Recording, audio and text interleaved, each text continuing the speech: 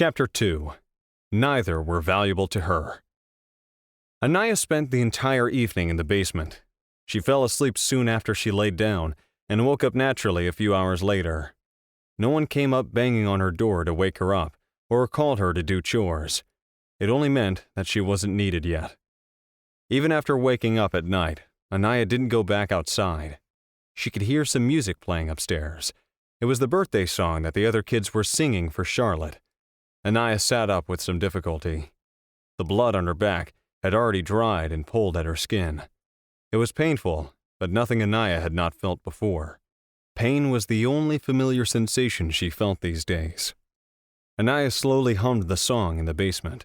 Her low voice echoed after the song. It made the basement even more gloomy and sad. Anaya drew a small cake shape into the dirt with her finger and blew on it when the song finished.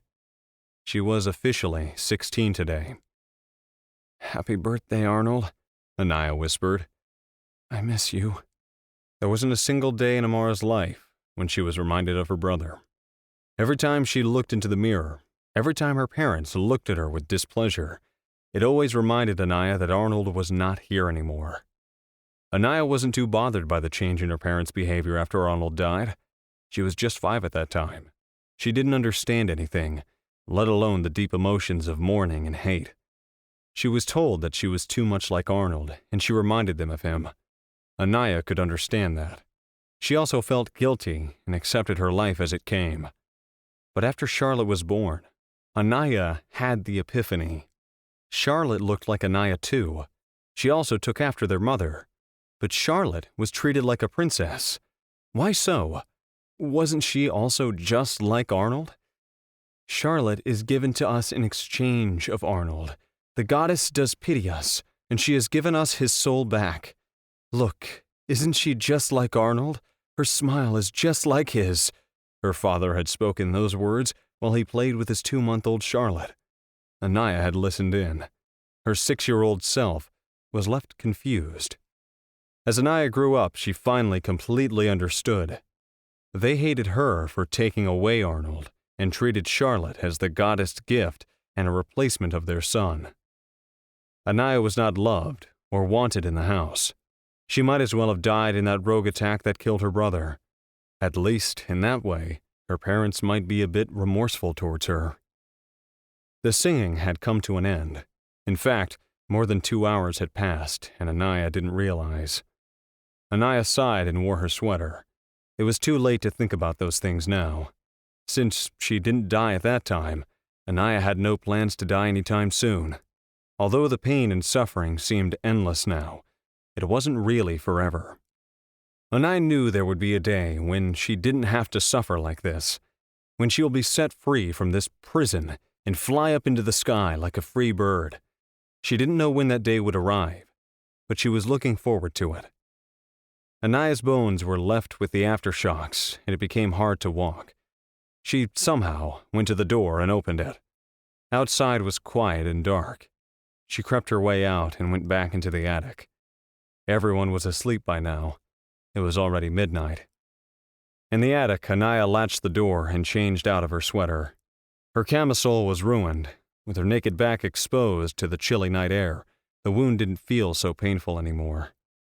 Anaya used a spatula to apply ointment on her back and clumsily wrapped a roll of bandage over it to help the ointment seep in. Then she changed into a thin t-shirt and a pair of old cotton pants and laid down on the mattress with her stomach down. The mattress had 2 pillows and a good enough quilt to cover her up on chilly nights like these. But Anaya liked the cold. It made her numb to everything. She only wished it numbed away her thoughts and emotions as well. It would have been better if the cold took away her breath and soul too. Anaya had vowed to never take her own life. No matter how hard it gets, no matter how much she suffered, she had promised herself that the life she had was in exchange of her brother's. But the euphoria of death was tempting. It lured her towards itself and away from life countless times. Anaya resisted to give in, but she hoped that something or someone would take her life away so she won't have to. Anaya was just like this. She would be thinking of a bright future and then about the happiness of death. She found the line between life and death almost as thin as a strand of hair. Neither were valuable to her, and both were precious. These thoughts were depressing, but true to her. They were what made her nightmares and the daydreams. Anaya hummed to herself in the lonely night. Her birthday had passed.